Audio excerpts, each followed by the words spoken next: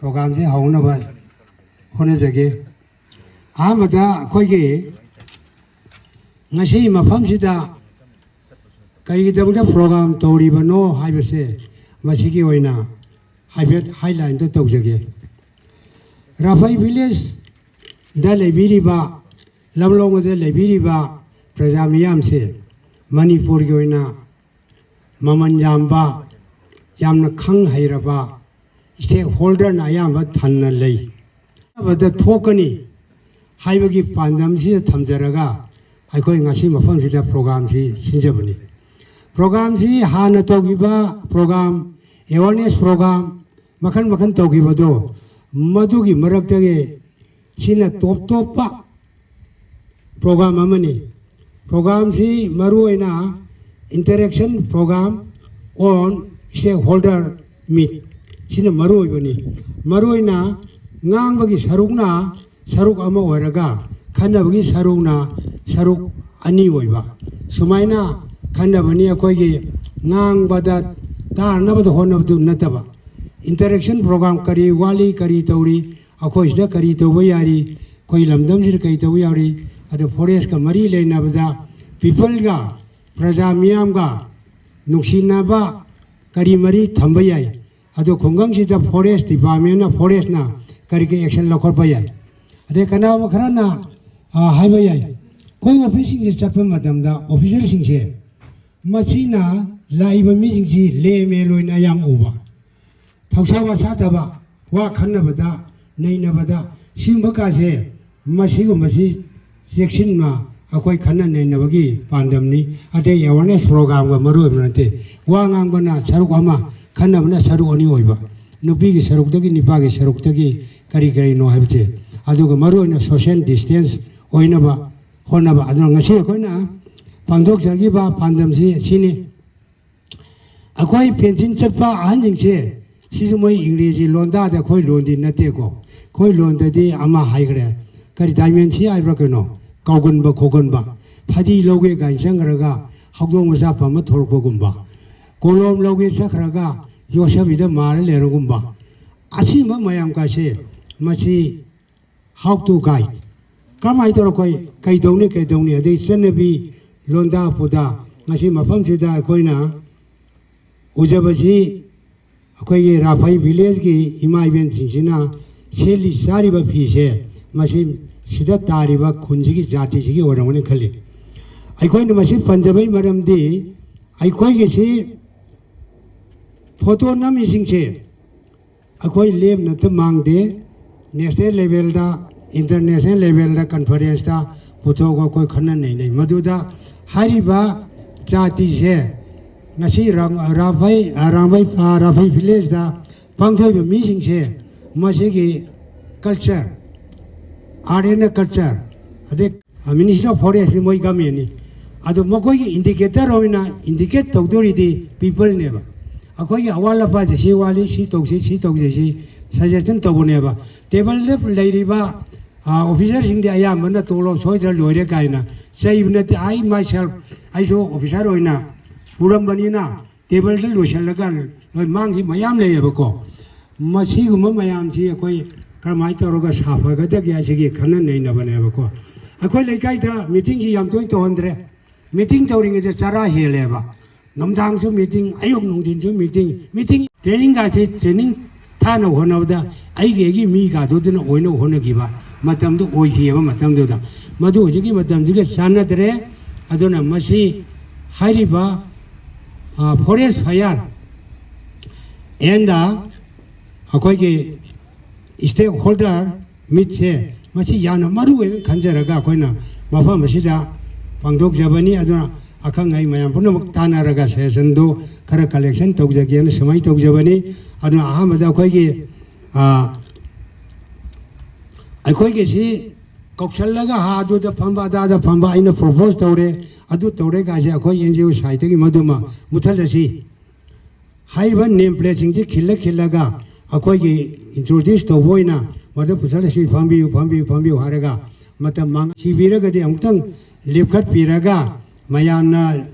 Reception तो welcome सिदा हराउबा हराउना याबिना विदोंता ꯑꯩꯅ ꯍꯥꯏꯖꯔꯤ ꯑꯍꯥꯟꯕꯗ ꯑꯃꯩ ꯁꯤꯡ ꯂꯨꯏꯈꯝ IAS ꯃꯦꯅꯔ ꯂꯣꯛ ꯑꯌꯨꯛ ꯁꯣꯁꯤꯌꯦꯜ ꯑꯦꯛꯇꯤꯚꯤꯁ ꯑꯣꯏꯅ ꯉꯁꯤꯒꯤ ꯆꯤꯐ ꯒꯦꯁꯅꯤ ꯃꯌꯥꯝ ꯄꯨꯟꯅ ꯈꯨꯕꯥꯛꯇ ꯈꯨꯕꯤꯔ ꯏꯀꯥꯏ ꯈꯨꯝꯅꯕ ꯎꯠꯄꯤꯌꯨ ꯍꯣꯏ Manipur state government की appointee ने बको social activist नते so ꯁꯦꯡꯗꯣꯛꯈ꯭ꯔꯦ ꯏꯁꯥꯅꯀꯣ ꯌꯥꯔꯦ ꯑꯩꯈꯣꯏ ꯍꯦꯛꯇ ꯌꯥꯅꯁꯤ ꯌꯥꯝ ꯂꯨꯅ ꯈꯟꯅꯒꯨꯝꯁꯤ ꯊꯥ ꯀꯥꯔꯨꯗꯧ ꯅꯠꯇꯦ ꯅꯨꯃꯤꯠꯇ ꯅꯠꯇꯦ ꯅꯧꯗ ꯂꯥꯛꯈꯤꯕꯗꯨꯃ ꯑꯩꯈꯣꯏ ꯉꯥꯛꯄꯤꯌꯨ ꯑꯗꯒꯤ ꯑꯩꯈꯣꯏ RK Amarjit IFS ꯅꯤ ꯃꯥ ꯗꯤꯕꯤꯖꯅꯦꯜ ꯐꯣꯔꯦꯁ ꯑꯣꯐꯤꯁꯔꯅꯤ ꯁꯦꯟꯇ꯭ꯔꯦꯜ ꯐꯣꯔꯦꯁ ꯗꯤꯕꯤꯖꯅꯦꯜ ꯃꯟꯇ꯭ꯔꯤ ꯄꯨꯈ꯭ꯔꯤꯗ ꯄꯨꯕꯅꯤ ꯃꯥ ꯂꯥꯛꯇ꯭ꯔꯤ ꯌꯧꯔꯅꯤꯅ ꯄꯥꯎ ꯂꯩꯔꯦ ꯑꯗꯨꯒ ꯉꯧꯕ ꯊꯧꯅꯥ ꯂꯥꯏꯐ ꯇꯥꯏꯝ ꯑꯦꯆꯤꯞꯃꯦꯟ ꯑꯦꯋꯥꯔꯗ ꯑꯁꯤ ꯑꯩ ꯃꯥꯏꯁꯦꯜ ꯏꯁꯥꯃꯛꯅꯤ ꯑꯩ ꯑꯗꯨꯒ ꯃꯤꯁꯇ꯭ꯔꯦꯁ ꯇꯤ ꯁꯠꯁꯪ ꯁꯣꯁꯤꯌꯦꯜ ꯋꯥꯔꯀꯔ ꯔꯥꯐꯥꯏ ꯚꯤꯂꯦꯖ ꯑꯗꯨꯒ ꯑꯩꯈꯣꯏꯒꯤ ꯏꯝꯐꯥꯜ ꯏꯁ 이베마 배점도 대비해야 돼 농아이다.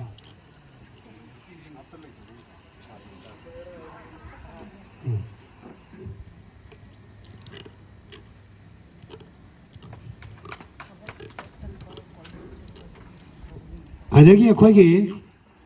스테이크홀더다 question 스테이크홀더다 아코이 손다 링진 비리베시 아코이 인드라쿠마르 소이범사 मणिपुर आरने कल्चर की लमदसुं सरुक यारीबा हुजिंगना मणिपुर इंदर कुमार ने और उसे लिंगजन बिरीबसिना कोई मयांग खोइना खौरान ngaरीबा तानिंगिबा अखोगी मिंगना S Rajesh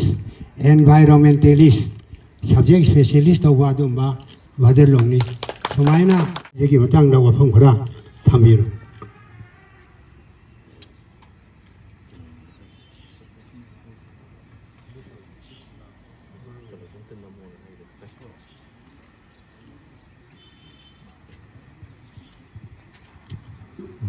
Thank you. Asigi samna pangthoiba khoi one day environment awareness program Rafi village torisi masigi mi payam yam drasu important meeting haitare asigi dai selection biriba aduga I hojik forest department gi state wildlife board ki members oi adigi Manipur wetland state Manipur state wetland authority ki members oi aduga atopa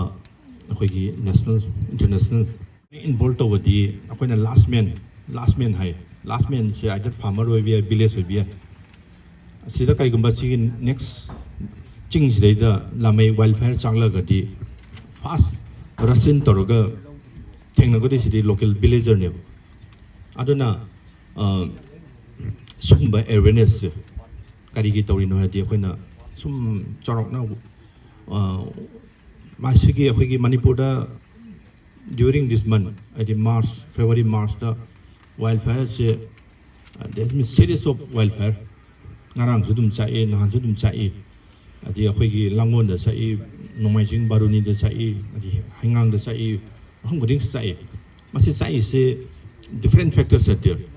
ado akhoi na naina rakoni what are the factors the first factor se akhoi na naina bada all akhoi Manipur gi oibi ai se Manipur gi oibi hangang gi oibi issue se first basic like se climate change about terms climate change gi summer dana sar accidentally sakpama aduna tab third factors na climate ki factors na heat kana se summer gi heat se my intensity se yang wang da wa pham khara thamina ba sinje lengjai ma ke sin nong hajari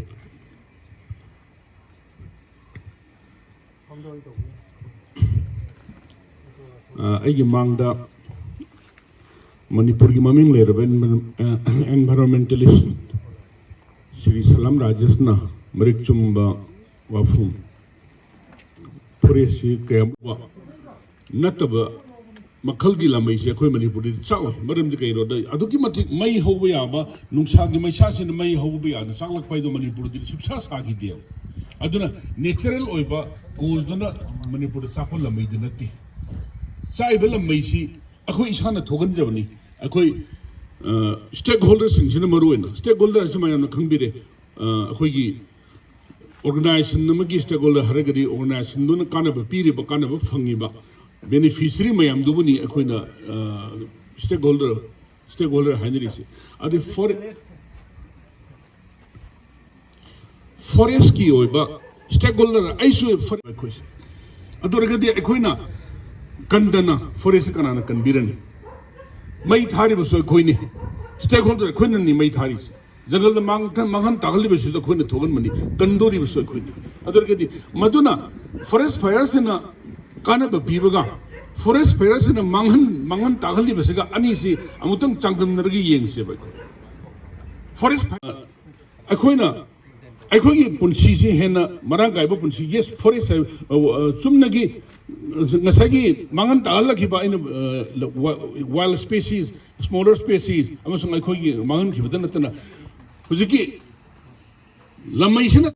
उवा थाजिलो Hari बमसे अखोइदा oxygen सोर होनबद पीरिबा oxygen हिंब वागदब अदुगे मफम जिनो कइनो उवा लेते मफम दोने दुक थिना सारबि सिंदो मणिपुरना मतम सांगना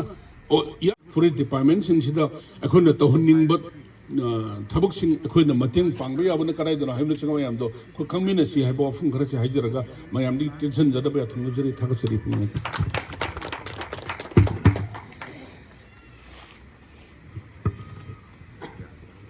हौजी अखोई स्टेक होल्डर अमना हाइबिखिबा अखोई खुदिमो लोइना खंगबनी ऐसे अखोइजो मी खुदिमो खंगमदौ माले खंगनी खंगसो अखोइन एक्शन जे लौखतबगी मरम एप्लाई तौदे मरम ददी मरमदा याना Marik Chumna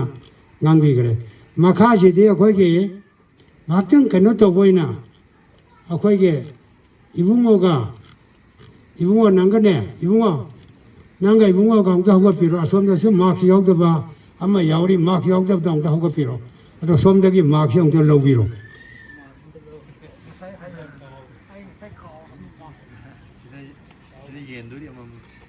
mak si amam mayamda kacha ganati asomda gi biya gi singa pian ba akhoi niyom ma discipline ma gi makhada akhoi tawmina je si asomda piraga moyo ka phe lo photo ga de safon de pro akhoi gi hauji ki ngasi yenja gi ter mark se asomda gu akan photo nilchina lo mayam je khubang do khubiu ko safon de bunga 아저기 아무 라비오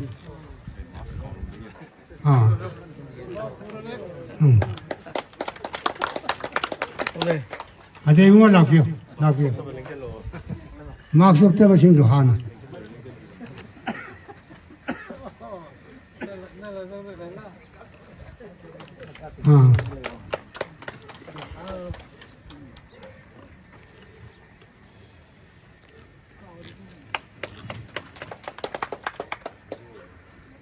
som lai vai mai ben ji som ling sel hati farida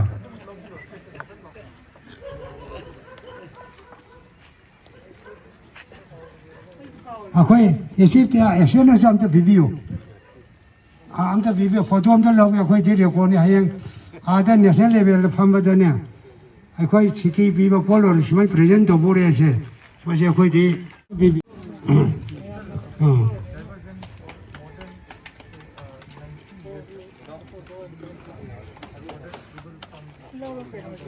Sabola dole.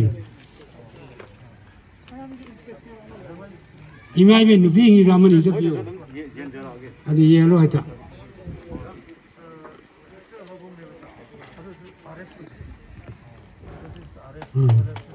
Nubi mal ke amde dile ko lenga piro. Nubi mal ke amani de lenga piro thuna. Mai am dile hau to ne ko de ara ara to sakhi to ne.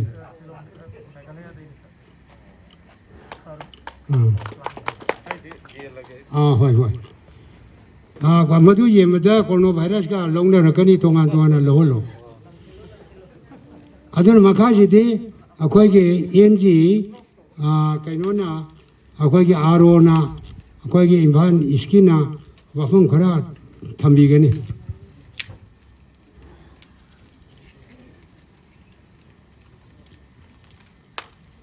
Biodiversity and climate change की मरमदा Thank you, Prof. अहम मक्तदा कोई प्रभु जिसु रुमजरगा कोई ताइस लिंगसन बिरबा Ming वइन पंजरबता कोई सारामे Singh लुकमाइस्ट member lok ayukta social activist aduga ngasigi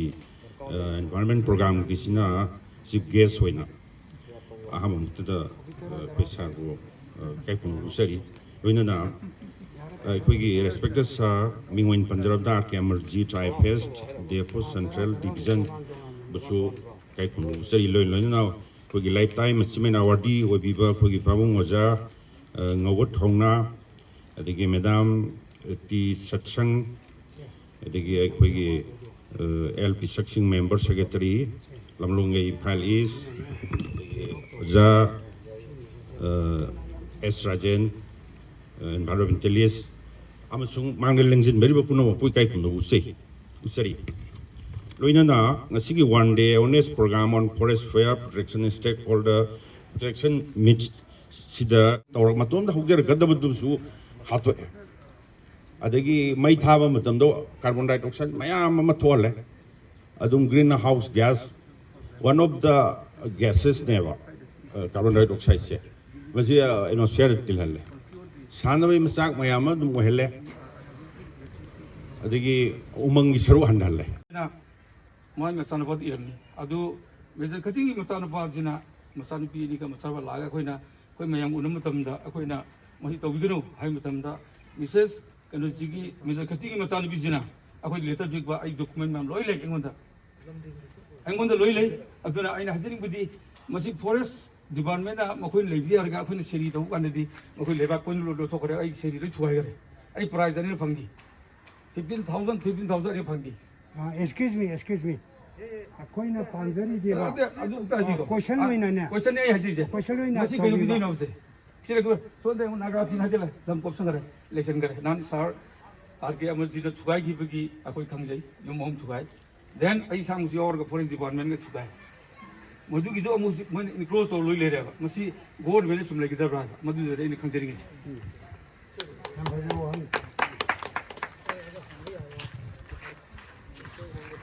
कोई ओजाना पुखत्पिरकदो याम नुंगाइजे आइना अखोई हुजिकी ओइबा के हेतारे अखोई डिपार्टमेंट ना करी करी खोंथांग लौखत के दो अदो हाइपेतंग थमजगे आई आंसर तोबो ngambra do हाइपेतंग आई ट्राई तोजगे हाइजे बतारे होय चुम्बे फॉरेस्ट डिपार्टमेंट लोइना मक 100% लोइना क्लियर तौरगा लोइना फजना तौनी हाइबदी अदुदी आइसु लानगनी हाइतारे अखोई कई तरह लिमिटेशंस मैम ले अखोई इंफ्रास्ट्रक्चर लेतबगी अखोई नेचर वर्क सिना पोलिसिंग सु यावबको अदुना मसाइगी खुलाई दि पाइदबा अखोई द अवाब मैम ले तौबदबु अखोई ना हुजिक करी करी मवंगदा पाइखचरके हेबदो आई हेपे थमजगे होय कोई लांगोल जे सिददंग नते इरोई सेंबदे होरागा सुम चपीरगा फैदिंगा असिबोक्ता एनक्रोचमेंट हेवी एनक्रोचमेंट ले कईगिनो हाइतादि कोई cities Imphal as a township or city expand तौकुनिना मीजे हेंकलकपनिना अदगी अपॉर्चुनिटी सु लैबनिना अतोप अतोपा कोई फार फ्लंग कोई स्टेट नुक एंड कॉर्नर दगी लाकपिरगा इम्फाल से लैब मतमदा land is under immense pressure हाइतारे अदुना कोई रिजर्व फॉरेस्ट सिदा कोई ngasa hajari aina limitation hajabado forest guardsing maching sana leitabadagi matam chana yengjalodabadagi mi amana la kan de sidi leibi amale ne sum leinaki badagi adumai tawbusu yawe ani subadana koi gi revenue ga forest ka clear oinadaba clear line ama chingba ngamdabagi issue ma lerme aduna maram oidana koi gi revenue department na su koi gi forest ki data do moida leitaba forest na su revenue ki data se leitaba map kai se leitaba aduna coordination what pedagi revenue na koi gi moi gi record to di CC unsurveyed land and lay reserve forest land high debo koza aduna unsurveyed land jidi ꯑꯩꯈꯣꯏꯒꯤ ꯔꯦꯚꯦꯅ꯭ꯌꯨꯅ ꯃꯥꯒꯤ MLR LR 1960ꯒꯤ ꯃꯈꯥꯗ section 14ꯒꯤ ꯑꯦꯂꯣꯠꯃꯦꯟꯇꯣ ꯑꯗꯨꯒꯤ ꯄ꯭ꯔꯣꯁꯤꯖꯔꯁꯤ follow ꯇꯧꯔꯒ allot ꯇꯧꯔꯝꯕꯁꯨ ꯍꯦꯛ ꯍꯦꯛ ꯌꯥꯎꯋꯦ ꯑꯗꯨꯅ ꯉꯁꯥꯏꯒꯤ ꯁ꯭ꯋꯥꯏꯗꯗꯤ ꯈꯔꯕꯨ ꯐꯔꯦ ꯑꯩꯈꯣꯏꯒꯤ ꯏꯔꯣꯏꯁꯦꯝꯕ ꯑꯩꯈꯣꯏꯒꯤ ꯀꯩ ꯍꯥꯏꯇꯥꯔꯦ ꯃꯩꯇꯩ ꯂꯥꯡꯒꯣꯜ ꯀꯥꯟꯅ ꯂꯩꯔꯤꯕꯁꯦ ꯑꯩꯈꯣꯏꯒꯤ ꯑꯌꯤꯡ ꯂꯩꯀꯥꯏ ꯑꯗꯒꯤ ꯋꯥꯔꯣꯛ ꯋꯥꯡꯗꯩ सिगुम्बा मयाम लेरिसे सिददी चिंग मतोन यौरे बोजा चिंग मतोन से अदुदैदि कमाई तौरे अखोइना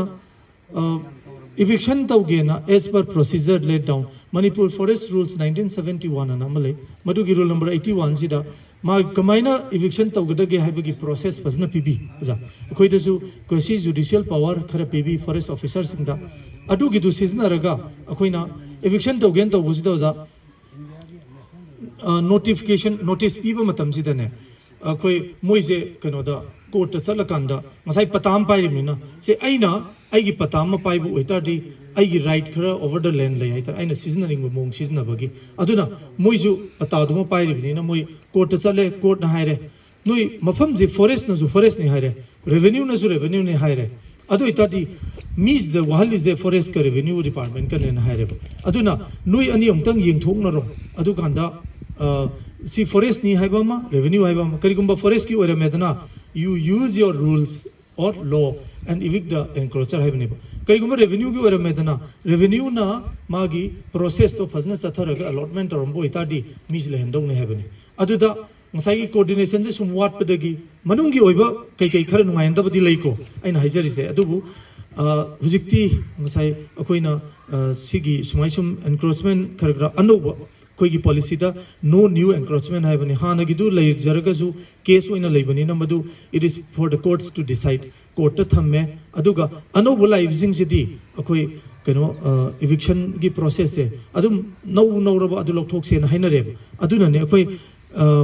हेक सागतपा होगलपगा खर लौथोकपा अदुने अखोइना ट्राई तौजबसे अदु सि तौना मसाई अइन हाइजबा डिस्प्यूटेड ओइरगा लेबदो between revenue and forest records ता फॉरेस्ट न रिजर्व फॉरेस्ट ने हाइबा कनो नदी रेवेन्यू लैंड ने हाइबा अदुगिदो अखोइना आइडेंटिफाई तौरसे ना तौजबदगी नोमा लाइबक फबा हाइगदरा अखोइगी आइना इविक्शन तौजब लोइबगा ऑनरेबल सीएम ना कोबिरा कानसिदा नंग करिनो नंग ना पामिसेन हंगे तुंगी खलगा मणिपुर की तुंगी खलकांदा नोइना चुमना तौ प्रोसेस से चुमना तौ नंग करी पामेन हंगबजदे सर अखोई रेवेन्यू का फॉरेस्ट का उंतंग जॉइंट सर्वे तौजगे आई सिगी ममांगदसु इरकांदे याम ट्राई तौजे अदोसु ngамदबो मयाम लैबा हाइतारे अदुना हंदक किसददी पॉलिटिकल बैकिंग से फसना फंगमनिना अखोई खितंग कनो तौबसे तौजगे सर ना हाइबसिदा माना ए अदो इतादि फरे कमिटी म सेमसेना कमिटी म सेमे कोइगी ऑनरेबल रेवेन्यू मिनिस्टर का कौर आइना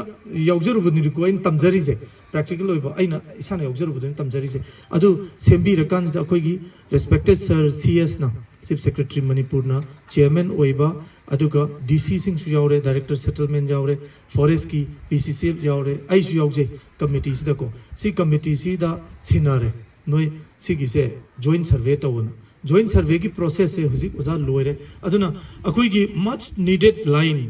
that line which divides revenue and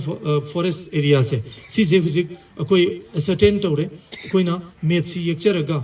differential Jio positioning system ना यामना सोफिस्टिकेटेड ओइबा कोई की जीपीएस सिस्टम मंखक लई अदुगी डीजीपीएस का अखोइना डिफरेंशियल जियो पोजिशनिंग सिस्टम जे सिजनर कांदा अखोई कनो से जियो कोऑर्डिनेट सिंग से आइडेंटिफाई तौरगा मैप से अखोइना रेवेन्यू डिपार्टमेंट शेयर तौजखरे कनो तौनबगी हाइदि सब मानना ऑनमिन नगिबनिना अदुदो साइन जे डिपार्टमेंट अनिसिना तौरकांदा कमिटी रे सबमिट तौरगा कमिटी ना डिसाइड तौरने हाइतार अदगी फॉरेस्ट से कंकरेंट सब्जेक्ट ओइबनिना central law na govern to bunina maybe we might have to refer the matter to central government na koi chief secretary na haibi aduna mana huji haibi bise as per the decision in various meetings sai tare huji committee sigi ko disputed oiba jaga sing sida anoba activity lehen ginu haiba settle to rakanda leisi legitimate oiba che pairam bajing duti adum leijani illegitimate oibasingdo adudi lokthok sen hai oja aduna mayam khitang ngaibiu khoidasu khoina haidi forest department su mi na sembani akoi ju drawback नत्रगा अखोई inabilities ma'am लेरमने हाइतारे असोइबसु ma'am लेरमने मैमनसु अदु ngakpiraga हाइदि अखोइदसु support तौबिरकांदा तुंगी खलगा for the future हाइतारे मैम पुन्ना कन्विनसी कंसर्न दु यामना नुंगाइजे हाइतारे thank you very much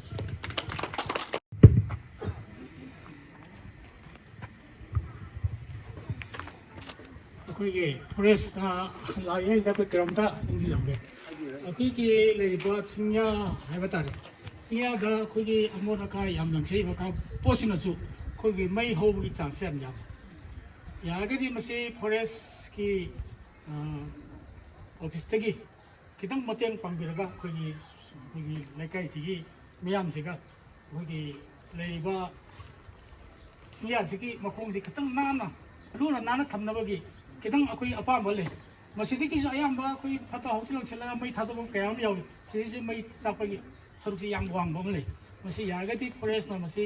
session अतंग बिबिरका अखोइ लमनगै and अखोइ सिलेरिबा जासिंग के पुन्ना तबगा मसी कम ना हेना फरदगे हबा सेशन तंग थबिरका मते बांगिना बाई फॉरेस्ट तिवाग थमसे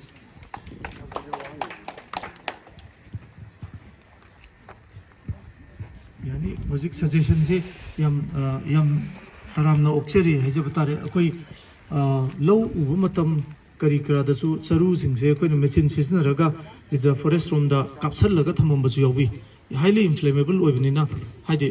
चरु जि कंग कांददि याम इन्फ्लेमेबल ओइ हाइतार अदुना अदुमबसु सेंदोकपगी कैनोसे कोई तौजबने अदो हजि हाइबिरिबदो अदुम कोई लेकाइसिगी मयामगा तानर कांदा करम मोंग तौसीगे है हाइफेट अदुम सिंजरके थैंक यू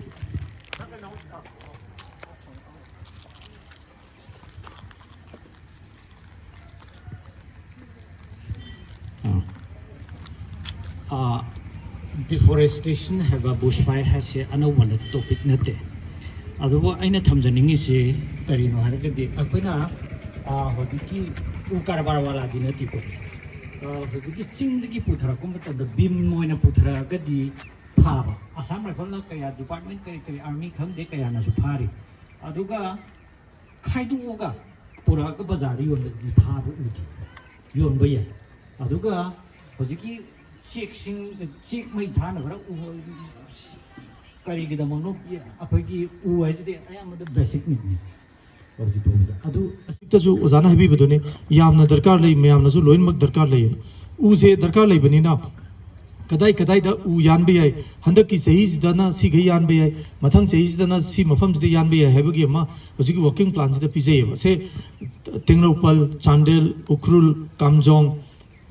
तमेंगलोंग नोने अदगी कोई सेनापति गुंबा सोमददी याम लेत्रे सोम बॉर्डर एरिया सिददी हुजिकसु लेरी है तारे उसे अदमाइना यानबे याबो उसे कोइना राउंड फॉर्म दा कोइगी लीगली अप्रूव तौबो सोमिल सिंगदा लीगली अप्रूव तौबो सोमिल सिना करम बनो हायगा कोई सुप्रीम कोर्ट ना मतम अमदा हाई पावर कमिटी न सेमे हाई पावर कमिटी सिना मणिपुर दा सोमिल चामग 112 सोमिल लिस्ट तौबो अदुगी लिस्ट तौरिबो सोमिल सिंगसे मणिपुर सरकार ना MIE ना माइनर इंडस्ट्रियल एस्टेट ना मफम डिस्ट्रिक्ट की सेम थमे अदु मनुंग दुदा लेगदोबनेबो अदुगा मणिपुर की हुजिकना मुक फॉरेस्ट पिबिरे 2019 दगी अदुई ममांगदना ट्रेड कमर्शियल इंडस्ट्रीज मखादा लेरमे मसाइगी सो मिल सिंगसु अदगी मसाइगी उ शुभम मागी केनो सिंगसेको अदमाइ लेबिरमबदो अदुगुंबा सरकार ना यारबा सो मिल यूनिट सिंगदुदा पियेबो केनोसे उसे अदुदा उसे पीर कांदा मोइना सो मिल सिंगसना खाइर कांदा योले को अदुनाने खाइरक पोट से अखोइना फाजदबदो अदुगा करिगुम कांदा मसाइगी मकोकतु चुमग्रगदी मसाइ कोइगी सरकार ना अलॉट तौरिबा टिम्बर राउंड टिम्बर दुदगी खाइदोरको उजिंगदो अदु खाइगी बने न खल्ल कांदनेबो फारमदबसे अदो हुजिकति कमाइ तोगेदा अखोइना मसाइगी नियम से लेरमदबो हाइतारे हुजि फाबगी खाइबु खाइग्रदि लोइरे हाइबगी मोंगदा नियम से लेरम हुजिकति अमुक सेमे 2019 दा अमुक रूल से सेमदो कांदा हुजिकसे मतम खरा पिबिरि गवर्नमेंट ना हाइदि सिबो की मनुंगदा नोय कोई क्राइटेरिया फुलफिल तौदब सोमिल अदे कारपेंट्री शॉप सिंग नत्र वुड बेंडिंग यूनिट सिंग से सेमदो ओन सेमी मोय रजिस्ट्रेशन प्रोसेस कन तौरीब अदगे मो अखोइने हेक थिंगुबदा मयाम से युमथोंग खुदिंगमक्ता उदी दरकार लेब मसाइगी खाइरागा अखोइना फारु मतमदा करिगिनो नोइना खाइद्रिङैदा हाना फाद्रिदि कैगिनो प्रजासिना ꯑꯩꯒꯤ individual consumption gi laser kansida noina phabadudi chumde na haibagi adumba question kharasu aina sa hijabado limitation khara layena hijabase aduna ne oza adubu hujikse revamp tongnaba streamline tongnaba government ju revenue kanaba akoi kanna honari sarkar na koi manipur gi se hanadi transit pass system je kenona koi gi manual oirakanda pirame ꯆꯦꯗ ꯑꯩꯈꯣꯏ ꯕꯤꯠ ꯑꯣꯐꯤꯁꯔꯗꯨꯅ forest ꯕꯤꯠꯇ ꯂꯩꯕ ꯁ꯭ꯇꯥꯐꯁꯤꯡꯗꯨꯅ ꯁꯣꯏ ꯇꯧꯔ ꯄꯤꯔꯝꯕ ꯍꯧꯖꯤꯛꯇꯤ online system ꯑꯣꯏꯔꯕꯅꯤꯅ ꯍꯥꯟꯅ ꯑꯩꯈꯣꯏꯒꯤ ꯂꯨꯞ ꯍꯣꯜꯁ ꯂꯩꯔꯝꯕ ꯑꯩꯈꯣꯏ ꯆꯨꯝꯃꯤ ꯂꯥꯜꯂꯤ ꯈꯪꯉꯝꯗꯕ ꯃꯌꯥꯝ ꯑꯃ ꯍꯧꯖꯤꯛꯇꯤ bar code QR code siznarkanda my details inje loinama police station da forest bit da even anybody who has got a hujik abasema fireproof oire entire building mai cha khanda ꯃꯟ ꯖꯤꯇꯦꯟꯁꯤꯡ ꯂꯩꯐꯝ ꯂꯝꯂꯣꯡꯒꯤ ꯑꯍꯥꯟꯕ ꯃꯛꯇꯗ chief guest and the president and guest of honour ꯗꯥꯏꯇ ꯂꯦꯡꯁꯤꯟꯕꯤꯕ ꯏꯆꯦꯜ ꯆꯥꯎꯕ ꯖꯦꯟꯇꯜꯃꯦꯟꯁꯤꯡ ꯑꯗ ꯉꯁꯤꯒꯤ ꯄ꯭ꯔꯣꯒ꯭ꯔꯥꯝꯁꯤ ꯂꯦꯡꯕꯤꯔꯛꯏꯕ ꯖꯦꯟꯇꯜꯃꯦꯟ ꯂꯦꯗꯤꯁꯁꯨ ꯏꯀꯥꯏ ꯈꯨꯝꯅ ꯎꯠꯆꯔꯤ ꯑꯩꯅ ꯉꯁꯤꯒꯤ ꯑꯦꯋꯥꯔꯅꯦꯁ ꯄ꯭ꯔꯣꯒ꯭ꯔꯥꯝꯁꯦ ꯊꯝꯖꯅꯤꯡꯕꯗꯤ ꯑꯩꯈꯣꯏꯅ ꯂꯝꯗꯝ ꯀꯌꯥ ꯀꯌꯥꯗ ꯆꯠꯆꯔꯨꯕ ꯃꯇꯝꯗ ꯐꯣꯔꯦꯁꯀꯤ ꯄ꯭ꯔꯣꯄꯔꯇꯤ ꯃꯌꯥꯝꯁꯤꯡꯁꯤ ꯀꯟꯅꯕꯒꯤꯗꯃꯛꯇ ꯈꯨꯡꯒꯪꯒꯤ ꯂꯩꯀꯥꯏꯒꯤ ꯂꯝꯗꯝꯗꯨꯒꯤ ꯃꯤꯑꯣꯏꯁꯤꯡ ꯀꯌꯥꯒ ꯈꯨꯠꯁꯝꯅꯔꯒ JFM ꯁꯦꯝꯗꯨꯅ ꯂꯝꯗꯝꯗꯨꯒꯤ ꯖꯒꯥ ꯐꯣꯔꯦꯁꯁꯤꯡꯗꯨ ꯄ꯭ꯔꯣꯇꯦꯛꯁꯟꯒꯤꯗꯃꯛꯇ ꯌꯥꯝꯅ ꯄ꯭ꯔꯣꯒ꯭ꯔꯥꯝ ꯆꯥꯎꯕ ꯀꯌꯥ ꯑꯃ ꯁꯦꯝꯕꯤꯕ ꯑꯩꯈꯣꯏ ꯊꯦꯡꯅꯖꯩ ꯑꯗꯨꯕꯨ ꯑꯩꯅ ꯂꯝꯗꯝꯁꯤꯗ ꯂꯩꯖꯕꯗ ꯆꯍꯤ 10-9 ꯁꯨꯖꯔꯦ ꯑꯗꯨꯕꯨ ꯅꯣꯡꯃꯇ JFM ꯁꯦꯝꯗꯅ ꯁꯤ ꯐꯣꯔꯦꯁ ꯄ꯭ꯔꯣꯇꯦꯛꯁꯟꯒꯤꯗꯃꯛꯇ ꯑꯦꯋꯥꯔꯅꯦꯁ ꯄ꯭ꯔꯣꯒ꯭ꯔꯥꯝ ꯑꯃꯇ ꯄꯤꯕ ꯊꯦꯡꯅꯖꯗꯦ ꯉꯁꯤꯅ ꯑꯍꯥꯟꯕꯅꯤ ꯑꯩꯅ ꯃꯁꯤꯒꯤ ꯐꯣꯔꯦꯁ ꯄ꯭ꯔꯣꯇꯦꯛꯁꯟꯒꯤ ꯄ꯭ꯔꯣꯒ꯭ꯔꯥꯝꯁꯤ ꯌꯥꯎꯖꯕꯁꯤ ꯑꯗꯨꯅ ꯍꯧꯖꯤꯛꯁꯨ ꯉꯥꯏ ꯆꯍꯤ 60 ꯍꯦꯜꯂꯕ ꯑꯩꯈꯣꯏꯅ ꯁꯦꯀ꯭ꯔꯤꯐꯥꯏꯁ ꯇꯧꯖꯒꯦ ꯀꯔꯤꯒꯤ ꯃꯔꯝꯗ ꯍꯧꯖꯤꯛꯀꯤ ꯂꯝꯗꯝꯒꯤ ꯒ꯭ꯂꯣꯕꯦꯜ ꯋꯥꯔꯃꯤꯡ ꯂꯥꯛꯏꯕ ꯏꯟꯚꯥꯏꯔꯣꯟꯃꯦꯟ ꯀꯌꯥꯁꯤꯒꯤꯗꯃꯛꯇ ꯑꯩꯈꯣꯏ ꯐꯣꯔꯦꯁꯁꯤ ꯌꯥꯝ ꯗꯔꯀꯥꯔ ꯑꯣꯏꯕ ꯐꯣꯔꯦꯁꯁꯤ ꯎ ꯄꯥꯝꯕꯤ ꯑꯃ ꯀꯛꯊꯠꯂꯗꯤ ꯎ ꯄꯥꯝꯕꯤ 2 ꯊꯥꯖꯤꯜꯂꯨ ꯍꯥꯏꯕ ꯃꯇꯝꯁꯤ ꯌꯧꯔꯛꯑ ꯃꯇꯝꯁꯤꯗ ꯑꯩꯈꯣꯏꯅ ꯎꯃꯪ ꯋꯥꯃꯪꯁꯤꯡꯅ ꯀꯣꯛꯊꯣꯛꯇꯅ ꯌꯥꯟꯊꯠꯇꯅ ꯁꯤꯡ ꯑꯣꯏꯅꯕ ꯀꯌꯥ ꯑꯃꯁꯨ ꯃꯤꯑꯣꯏ ꯀꯌꯥ ꯆꯣꯡꯊꯣꯛꯏ ꯃꯁꯤꯕꯨ ꯄ꯭ꯔꯣꯇꯦꯛꯁꯟ ꯇꯧꯅꯕꯒꯤꯗꯃꯛꯇ ꯑꯩꯈꯣꯏ ꯏꯁꯥꯃꯛ ꯑꯩꯈꯣꯏ ꯚꯤꯂꯦꯖꯁꯤꯗꯒꯤ ꯃꯤ ꯀꯌꯥꯅ ꯆꯣꯡꯊꯣꯛꯆꯒꯦ ꯑꯗꯨ ꯐꯣꯔꯦꯁ ꯗꯤꯄꯥꯔꯠꯃꯦꯟꯇꯒꯤ ꯑꯣꯐꯤꯁꯤꯌꯦꯜ ꯀꯌꯥꯁꯨ ꯆꯣꯡꯊꯣꯛꯄꯤꯔꯒ JFM ꯁꯦꯝꯍꯟꯕꯤꯌꯨ ꯑꯗꯨꯒ ꯁꯤꯒꯤ ꯐꯣꯔꯦꯁꯁꯤꯡꯒꯤ ꯀꯟꯅꯕꯒꯤꯗꯃꯛꯇ ꯑꯩꯈꯣꯏ ꯆꯥꯎꯔꯕ ꯊꯧꯗꯥꯡ ꯂꯧꯖꯒꯦ ꯑꯗꯨꯒ ꯑꯇꯩ ꯂꯝꯗꯗꯤ ꯉꯁꯥꯏꯒꯤ ꯍꯧꯖꯤꯛ ꯍꯥꯏꯕ ꯂꯥꯃꯩ ꯆꯥꯛꯄ ꯃꯇꯝꯁꯤꯗ ꯐꯣꯔꯦꯁꯁꯤ ꯂꯥꯃꯩꯁꯤ ꯆꯥꯛꯄꯗ ꯁꯣꯛꯇꯅꯕ ꯖꯒꯥꯗꯨ ꯑꯦꯔꯤꯌꯥꯗꯣ ꯐꯤꯠ 10-20 ꯄꯥꯛꯅ ꯍꯥꯟꯅ ꯀꯩꯅꯣ ꯃꯩꯔꯝ ꯂꯧꯊꯣꯛꯇꯅ ꯃꯩ ꯊꯥꯗꯣꯛꯑꯒ ꯑꯇꯩ ꯁꯥꯏꯠꯇꯒꯤ ꯆꯤꯡꯌꯥ ꯇꯝꯅꯗꯒꯤ ꯆꯥꯎꯈꯠꯂꯛꯄ ꯃꯩꯗꯨꯅ ꯐꯣꯔꯦꯁꯇꯨ ꯀꯟꯅꯕꯒꯤꯗꯃꯛꯇ ꯆꯪꯕ ꯉꯝꯗꯅꯕ ꯄ꯭ꯔꯣꯇꯦꯛꯁꯟꯒꯤꯗꯃꯛꯇ ꯌꯥꯝꯅ ꯀꯩꯅꯣ ꯁꯦꯝꯅ ꯊꯦꯡꯅꯖꯩ ꯃꯁꯤꯗꯁꯨ ꯑꯩꯈꯣꯏ ꯒꯣꯔꯃꯦꯟ ꯁꯥꯏꯠꯇꯒꯤ ꯐꯣꯔꯦꯁ ꯗꯤꯄꯥꯔꯠꯃꯦꯟꯇꯒꯤ ꯄꯩꯁꯥ ꯄꯤꯌꯨ ꯍꯥꯏꯖꯕ ꯅꯠꯇꯦ ꯑꯩꯈꯣꯏ ꯁꯦꯀ꯭ꯔꯤꯐꯥꯏꯁ ꯇꯧꯖꯒꯦ ꯑꯩꯈꯣꯏ ꯋꯦꯖꯦꯁ ꯂꯧꯖꯕ ꯅꯠꯇꯦ ꯑꯩꯈꯣꯏ ꯃꯤ ꯀꯌꯥꯅꯣ ꯆꯣꯡꯊꯣꯛꯆꯒꯦ ꯑꯗꯨ ꯁꯣꯝ ꯐꯣꯔꯦꯁ ꯗꯤꯄꯥꯔꯠꯃꯦꯟꯠꯀꯤ ꯒꯥꯔꯗꯀ ꯗꯥꯏꯔꯦꯛꯇꯔ ꯐꯣꯔꯦꯁ ꯗꯤꯄꯥꯔꯠꯃꯦꯟꯠꯀ ꯇꯧꯔꯒ DFOꯒ ꯇꯥꯟꯅꯔꯒ ꯁꯤꯒꯨꯝꯕ ꯄ꯭ꯔꯣꯒ꯭ꯔꯥꯝꯁꯤꯡꯁꯦ ꯆꯥꯎꯈꯠ ꯊꯧꯔꯥꯡꯕ ꯑꯃꯁꯨꯡ ꯐꯣꯔꯦꯁ ꯀꯟꯅꯕꯒꯤ ꯂꯝꯕꯦꯟꯗ ꯑꯩꯈꯣꯏꯁꯦ ꯆꯣꯡꯊꯣꯛꯆꯒꯦ ꯃꯁꯤꯒꯤ ꯊꯧꯗꯥꯡꯁꯦ ꯑꯩꯈꯣꯏꯁꯨ ꯂꯧꯍꯟꯕꯤꯌꯨ ꯍꯥꯏꯗꯨꯅ ꯉꯁꯤ DFOꯒꯤ ꯃꯃꯥꯡꯗ ꯑꯩꯈꯣꯏꯅꯁꯨ ꯀꯠꯊꯣꯛꯄꯒ ꯂꯣꯏꯅꯅ ꯁꯤ ꯋꯥꯍꯩꯁꯤꯡ ꯊꯝꯖꯔꯤ ꯌꯥꯝ ꯅꯨꯡꯉꯥꯏꯌꯦ ꯐꯣꯔꯦꯁꯀꯤ ꯁꯥꯏꯠꯇ ꯑꯦꯖ ꯁꯄꯣꯔꯇꯔ ꯑꯃ ꯑꯣꯏꯅ ꯂꯝꯗꯝꯁꯤꯗꯒꯤ ꯁꯄꯣꯔꯠ ꯇꯧꯒꯦ ꯍꯥꯏꯅ ꯆꯣꯡꯊꯣꯛꯄꯤꯔꯛꯄꯁꯦ ꯍꯥꯟꯅꯁꯨ forest protection join forest committee ꯑꯃꯁꯨ ꯂꯩꯈ꯭ꯔꯕ꯭ꯔꯥ ꯑꯗꯨꯒꯤ ꯃꯊꯛꯇ ꯑꯃꯨꯛꯁꯨ ꯁꯄꯣꯔꯠ ꯇꯧꯁꯜ ꯃꯇꯦꯡ ꯄꯥꯡꯕꯤꯒꯦꯁꯦ ꯌꯥꯝ ꯅꯨꯡꯉꯥꯏꯖꯩ ꯑꯣꯟ ꯕꯤꯍꯥꯐ ꯑꯣꯐ ꯗꯤ ꯐꯣꯔꯦꯁꯀꯤ ꯗꯤꯄꯥꯔꯠꯃꯦꯟꯠꯀꯤꯗ ꯅꯠꯇꯅ on behalf of the people surrounding the area people gi maiyei most welcome adumaina tawisi makha tathabi ahamna minga leibanga aigi minga Daniel si Rupai village lebini sai koi na kramana Rupai village adu Rupai village habine te Rupai valley habidi Rupai ajdi koi roji isini isin thokpa changa isikha thokuni si area si ko jinghong si aduna Rupai haina valley na tu thonmani doma aina kana isi pura question sinate dobo sai koi kuna hagunda international win yowidabani habisda khasmu khanghaninba nadraga nako jo sangi na kong yoningbagi washi khra yawe first ta koi sida leiba se hoi kanajda mai chak pasa ya mala somdagi nadraga somdagi lakpani akoi sidi mai chak pa mde yote haiti koni motion no bokon mo anga se kya leite koi sai ko aduna koi chehi wari bu kun ma kanari sidi mai chak pa mde yote somdagi yama chakalak bani do koi mutat bu shiyawi mutat bagan do shiyawi aduna adu were do koi laiba matam sidisu koi yangamba matin su tu magani koi forest ki kanada koi tanara kari ki to bu yabi da koi pangmina gini sum hainingi ado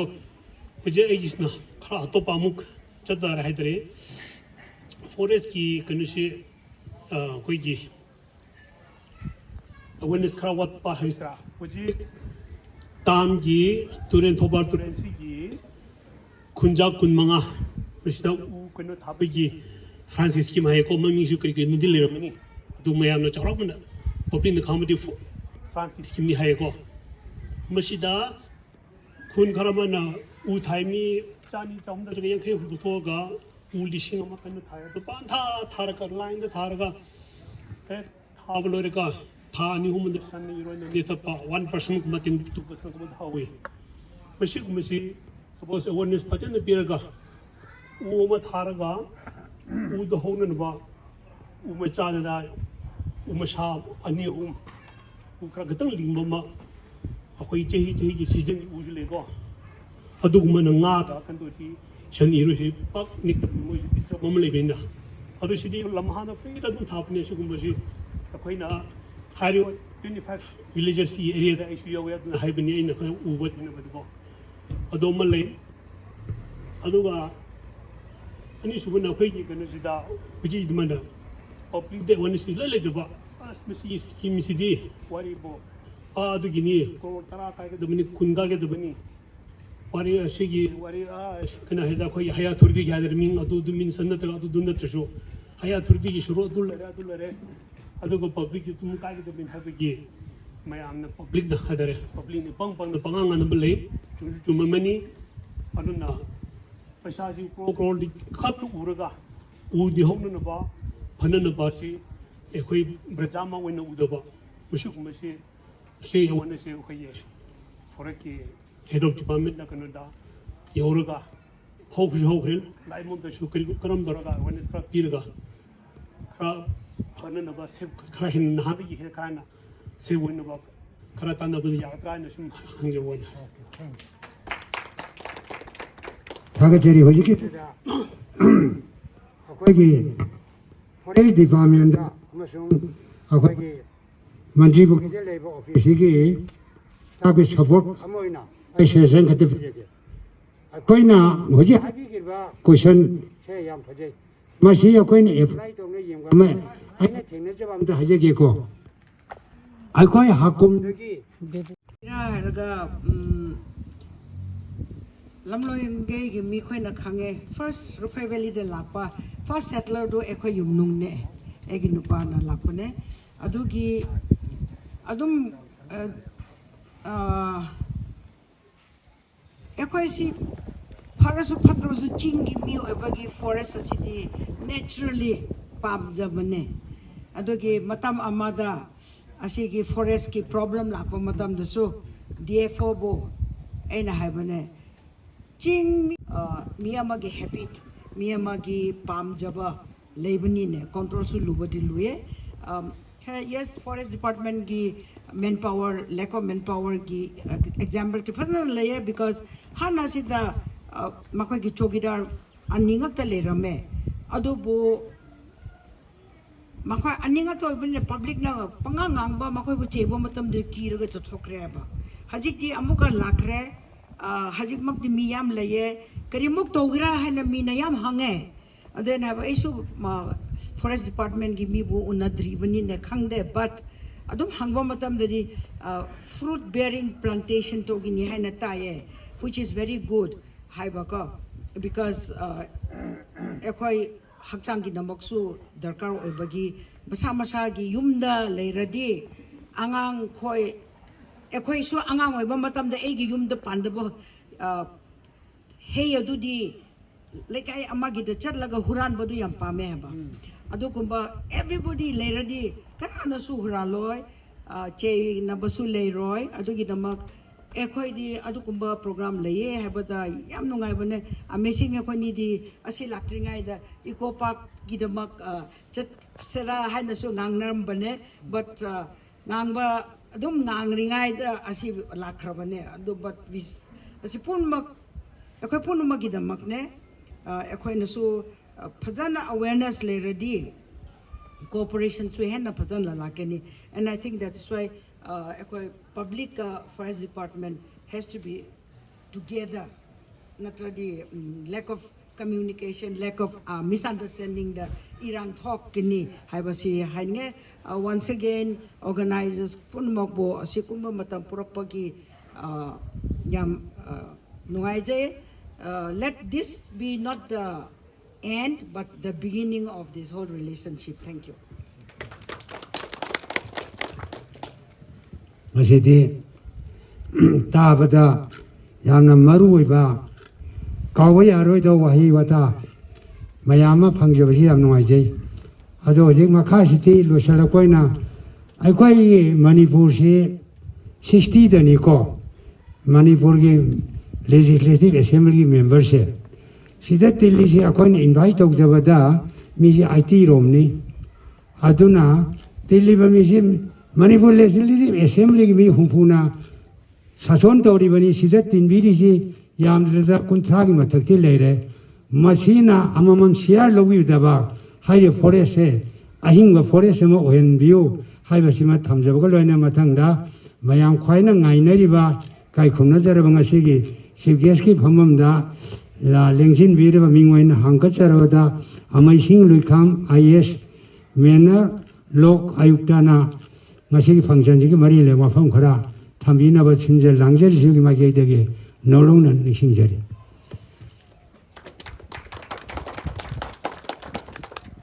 yam nungare ngasidi forest department ki offices में हम योबिबा plus NGO यावना एकोई की सुआई की neighbors villagers में हम यावना तीन भी hot नसे एकोई न खराक यंगरदे एंड एकोई की resources so umbrella पाइबा न तोंगाले but umbrella पाइदो बा यामे है बा so feel तो उसी यामे है बा so what we can do tree plantations and tree protection का तो दुना असीदे एकोई की program होना थमसे आई limited point अहु मसिंगाक दा थमदुना मयामबु thank you है के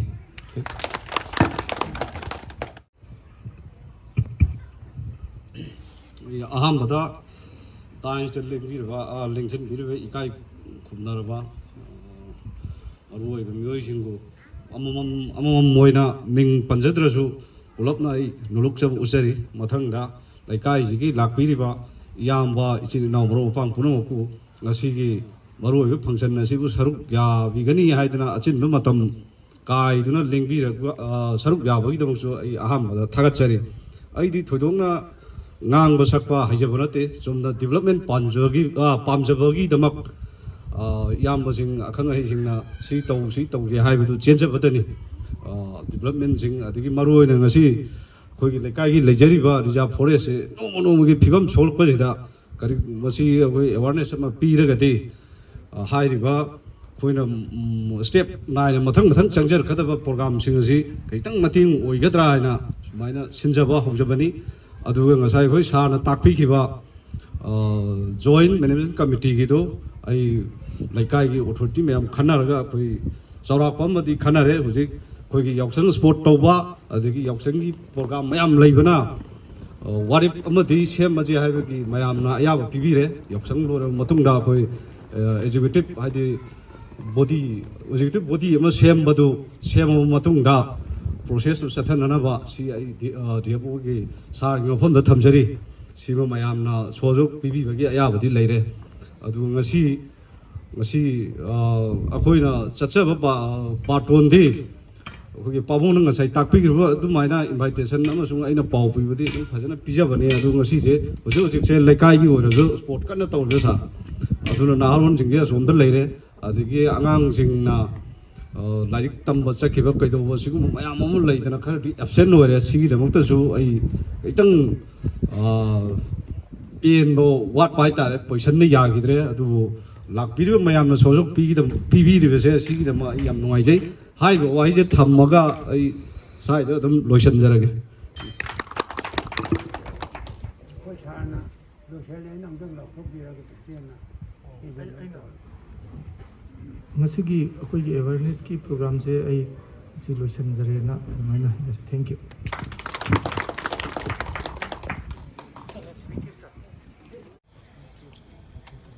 ꯍꯌꯦꯡ ꯀꯦꯂꯦꯟꯗꯔꯗ ꯍꯥꯞꯄ ꯌꯥꯅꯕ ꯁꯦꯝꯃ ꯀꯥꯞꯄꯤꯌꯨꯀꯣ